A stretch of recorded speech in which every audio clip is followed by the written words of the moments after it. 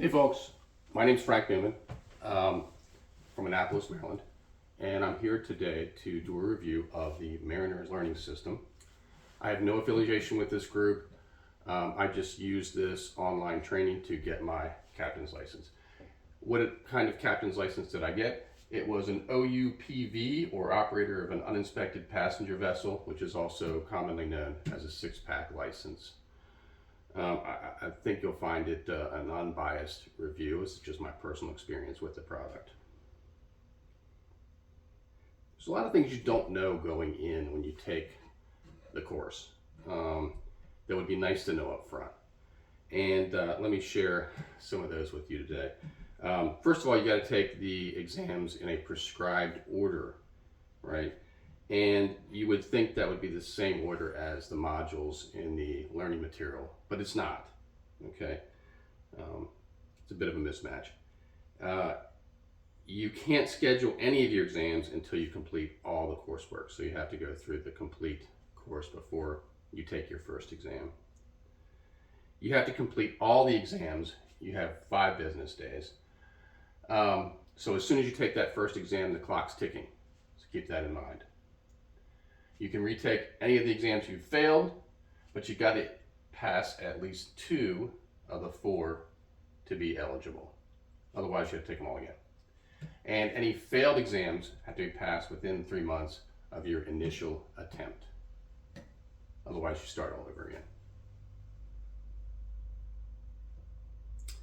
What are the exams? You have to take first plotting and navigation.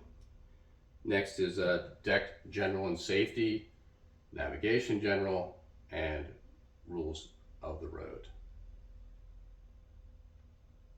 Let's talk about the first exam, which a lot of folks describe as the most difficult one. I did not find it to be that way. You have to schedule the exam first. You have to schedule it in advance. You don't have to schedule the exam in advance. As soon as you're set up, you get your computer set up, and you've downloaded this lockdown browser, you can take the first exam. So the lockdown browser is just, it's just a browser that you can't switch out of. So you can't switch out of it and go look up answers that you don't know. As I mentioned before, as soon as you take this first one, the clock's ticking, and you have to take the rest within 5 business days. As far as I can tell, I was surprised there's no human proctor. I suppose you have a camera that's watching you. You have your webcam, and I suppose they'll look at that recording if there's some question about whether you're cheating or not. But you don't talk to anybody when you start it up. It just records you, and it starts the clock, and you start taking the exam. I would say this first plotting and navigation course is easier than the prep materials. The prep materials are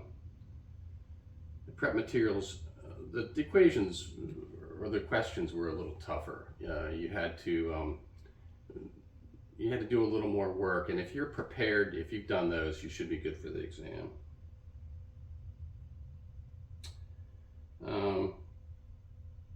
On the exam, sometimes you were asked to just find a single coordinate, right? Whereas on the prep materials, you had to more triangulate several points.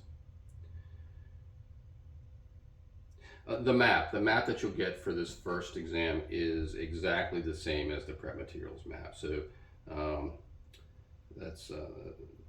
and also do yourself a favor and make sure you have a decent set of tools. You're going to get a set of tools when you buy the course. They give you a pair of dividers for one. Now, the pair of dividers they give you isn't very good, and it can lead to you making mistakes. So I'd recommend the rest of the materials in the packet, or they send with the thing, are good, but the dividers they move too easily, right? So I recommend getting a pair of dividers with that's kind of stay put once you make your measurement. And this one I have with the wheel here.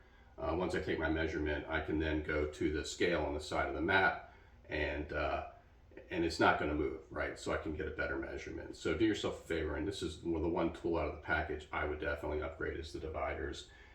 That, and maybe get yourself a big plexiglass triangle to work with the map. The bigger the better, really. That'll help you get your coordinates right.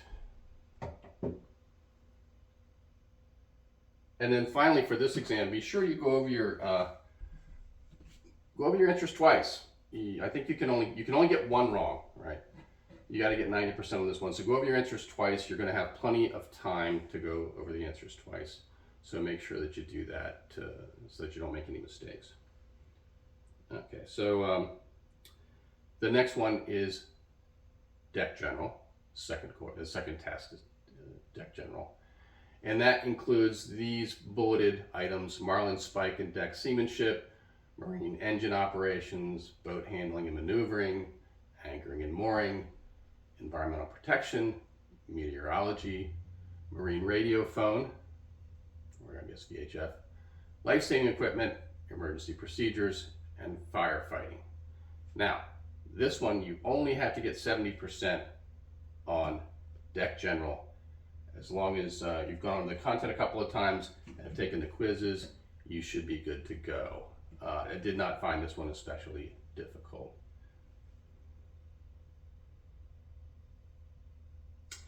Navigation General is the next test.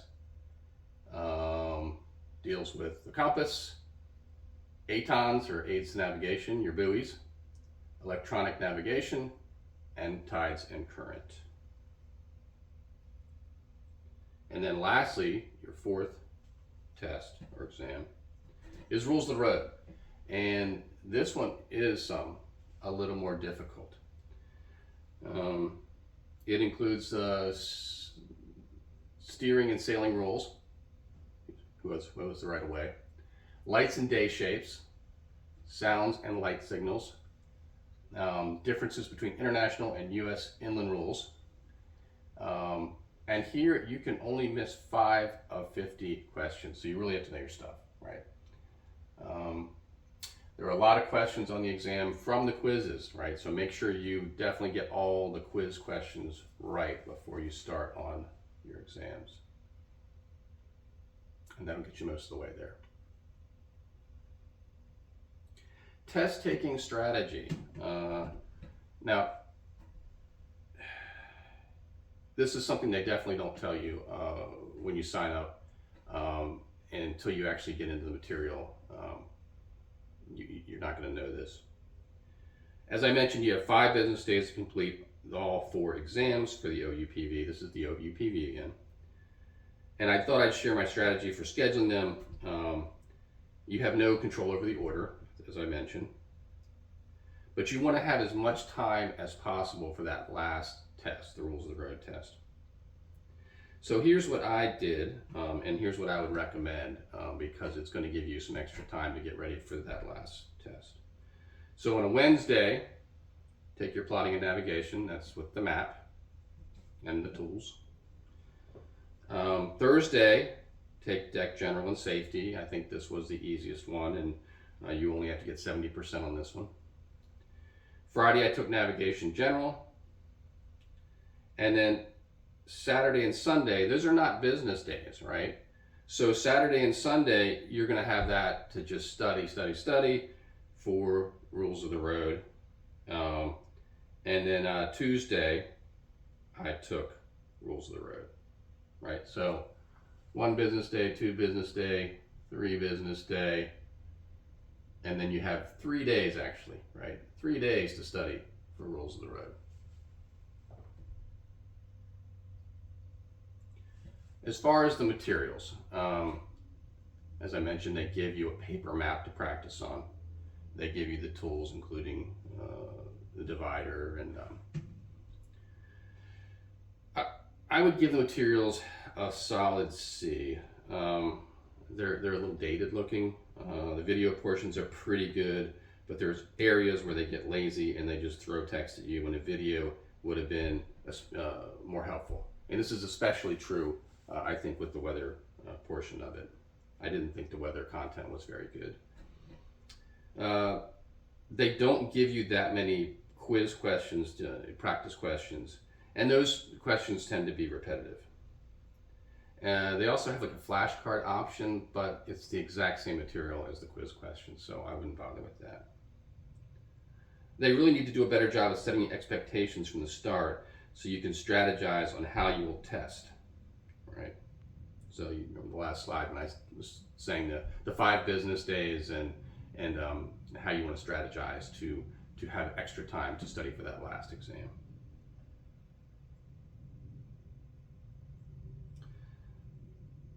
Supplemental materials. Do you need them? I didn't really need any. Now, I had checked out this uscgq.com site, and I spent $15 on it. And the questions were very tough, which tends to freak you out a little bit. But it turns out none of these super hard questions that were out on this site were actually on the exam. So stick with what's in the Mariners Learning System content and know it well. Like I said, I would go through the materials. I went through them twice. I thought that was sufficient, and you should be okay. Yeah, I mentioned $15 I spent on this. It was just wasted time, wasted money. What's good about it? There's a few things. It's very easy to get help quickly. If you get stuck, if you have questions, you get online as you're logged into the Mariners Learning System and ask for human help, and you'll get it. I think most times I got a response back within an hour, which I was pretty pleased about. Affordable, right? So it's a self-study course, which isn't for everybody, but if you don't mind doing self-paced learning, it's $500. I think that was a promotion going at the time. It may have gone up. Right now it is September of 2024, September 17th of 2024, and I started studying, it was probably about a year ago, so that was the price as of September of 2023, I think. Materials and quizzes prepare you well for the exam. In fact, many of the exam questions are the same, or at least nearly the same, as the quizzes.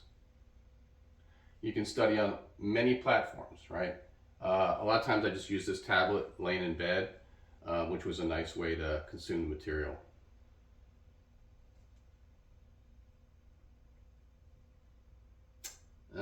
Finally, they promise your test results in 3 to 5 business days, and they deliver in 3.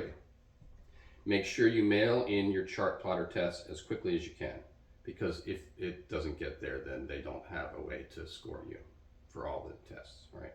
So as soon as you take that first test, put it in the mail, send it back, and that way by the time you finish the rest of them, they should have your paper chart. Would I use them again? I would, considering the familiarity factor and all the reasons we talked about earlier. I would use them again. I'm interested to hear any comments other folks might have on Mariners. If you have questions about it, feel free to put them below. And thanks.